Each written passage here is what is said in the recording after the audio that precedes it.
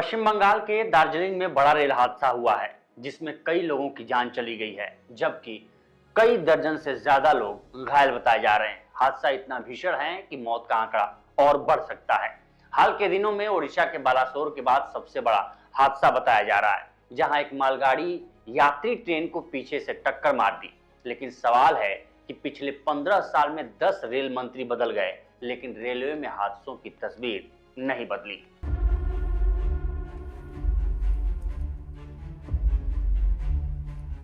सरकार बदली, निजाम बदले, बदले निजामों के कारिंदे, लेकिन नहीं बदली तो रेलवे की सूरत।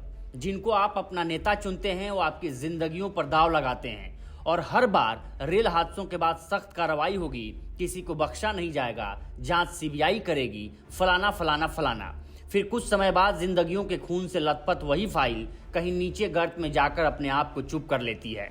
फिर नेता दूसरों की जिंदगियों पर दाव लगाने के लिए तैयार हो जाते हैं। 17 जून की सुबह 9 बजे एक मालगाड़ी ट्रेन कंचनजंगा एक्सप्रेस ट्रेन को पीछे से टक्कर मार दी। इस हादसे में कई लोगों की मौत की खबर है और दर्जनों से ज्यादा लोग घायल बताए जा रहे हैं। हादसा इतना भीषण है कि मरने वालों की संख्या और बढ़ सकती है। ये वही रेल मंत्री अश्विनी वैष्णव हैं जिनके कार्यकाल में ही बालासोर रेल हादसा हुआ था, जिसमें जिंदगियों को ढूंढना मुश्किल हो गया था।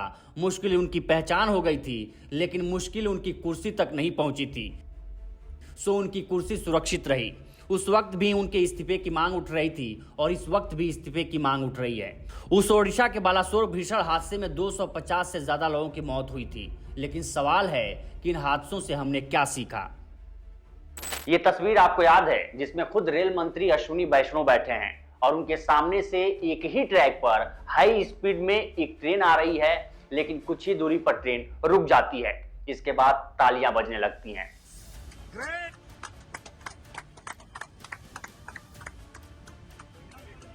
4 मार्च 2022 को यह ट्रायल किया गया था, जिसमें कहा गया था कि इस सुरक्षा कवच से भविष्य में ट्रेन हादसों को रोका जाएगा।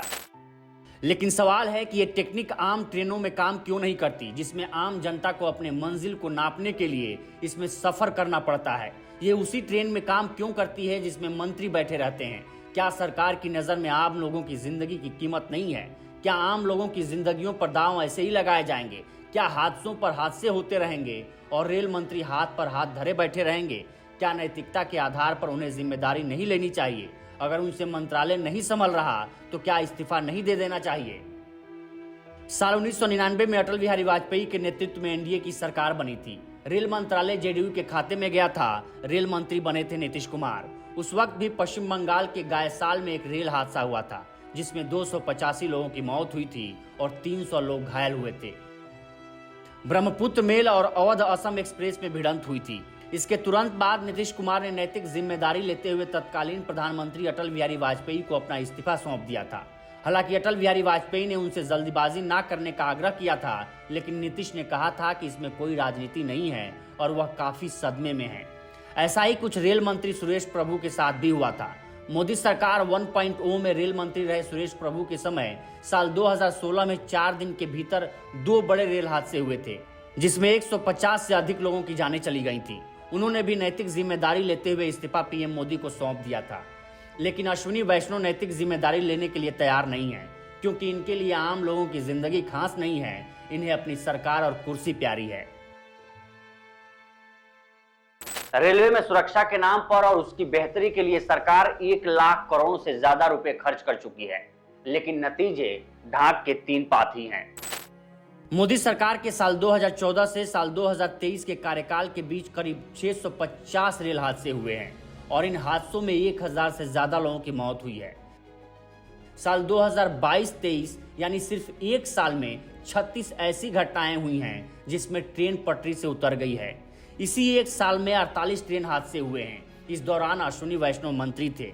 मोदी सरकार के पिछले 10 साल में ट्रेन के पटरी से उतरने की घटना 426 बार हुई है। 29 घटनाओं में ट्रेनों को आमने सामने से टक्कर हुई है। इतने भयावह आंकड़ों के बाद भी सरकार कुंभकर्णी नींद में सोई हुई है।